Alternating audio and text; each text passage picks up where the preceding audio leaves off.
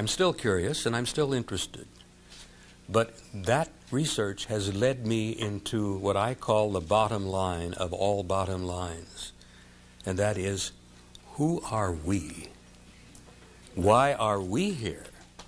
And where are we going? And that's the most important thing of all.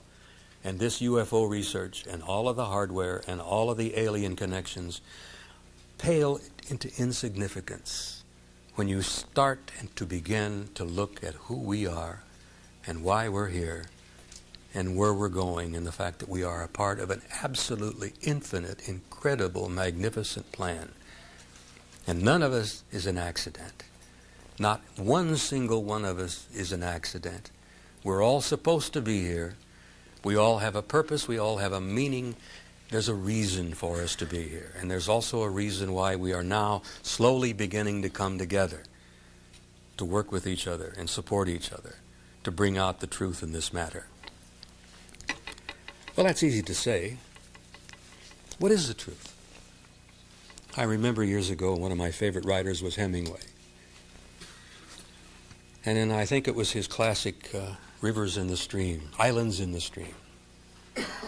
One of the heroes asks the question is, what is truth?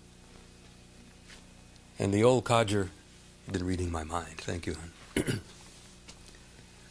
hero of the story says, it's all true. It's all true. So I would like for you to keep that in mind. And let me tell you what I think is the truth.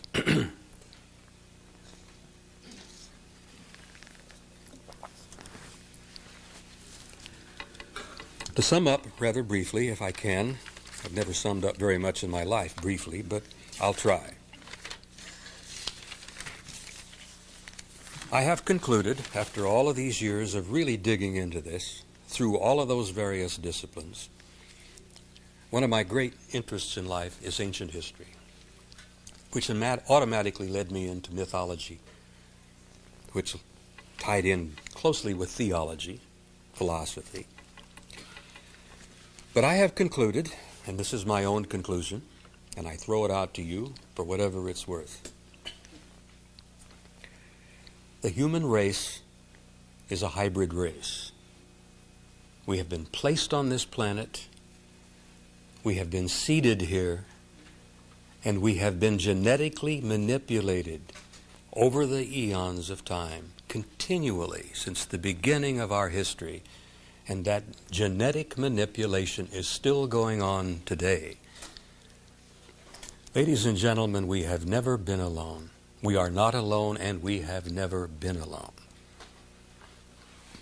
We are members of an almost infinite, I say infinite, not really knowing quite what that word means. We are members of a vast universe filled with intelligent life. That universe is our home. We're part of it. We were born here in it. It will always be our home, and that universe is a sacred place. And we are sacred beings. And I don't want to sound like a preacher, but we have a right to be here. There's a purpose and there is a meaning to our being here. And we are going to be finding some answers to all of these questions very, very soon, in a way that's going to literally shake the foundations of this planet.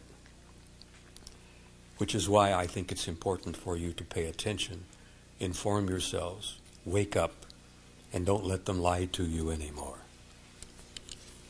We have apparently had an intimate interrelationship with several groups of advanced, intelligent, high-tech, and I say high-tech, I'm talking about technology so far beyond our own that it's literally magic to our eyes. And we've had this intimate interrelationship for hundreds of thousands of years. And some of them are the reasons we're here. And one of the things that I try to stress again and again and again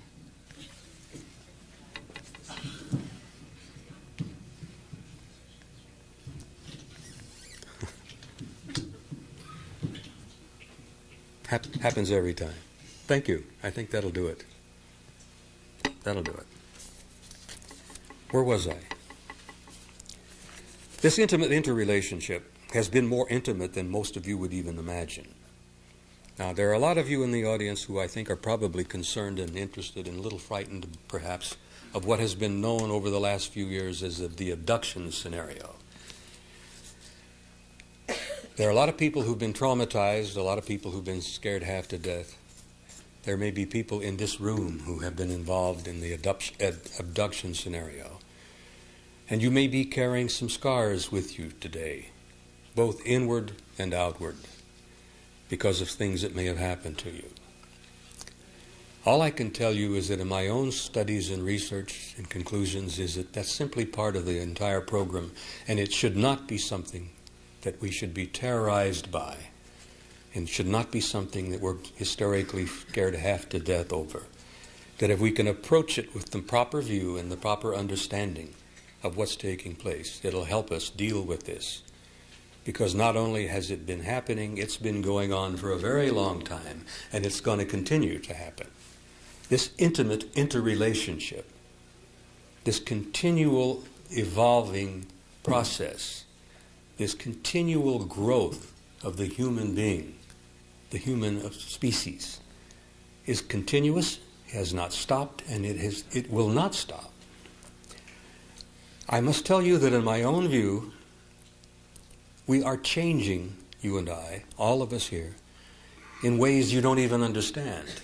Not only is your imagination and your mind and your spirit and your thoughts undergoing incredibly complicated expansions and developments, but your physical body is changing even as you sit in this room. You're changing at a molecular level. It's happening now. And the reason I have to stress this is because what we are becoming is going to be a different species. And I'm trying to explain this to you because it's going to be a worldwide shock to most of the human race that in a few short years, this planet, we, the human race, what we would call Cro-Magnon, are going to be so different from what we are today. We're going to be so far beyond Cro-Magnon that we, as Cro-Magnons, were beyond poor old Neanderthal. And we look back over what we know of him, and we look at those beetle brows and those big, massive shoulders, and we kind of think of him perhaps as more of an animal than a human, which I don't think is really fair. He was a lot brighter than we ever gave him credit for, because he did some absolutely beautiful cave paintings on the walls in Spain and southern France. And an animal is not capable of painting pictures like that.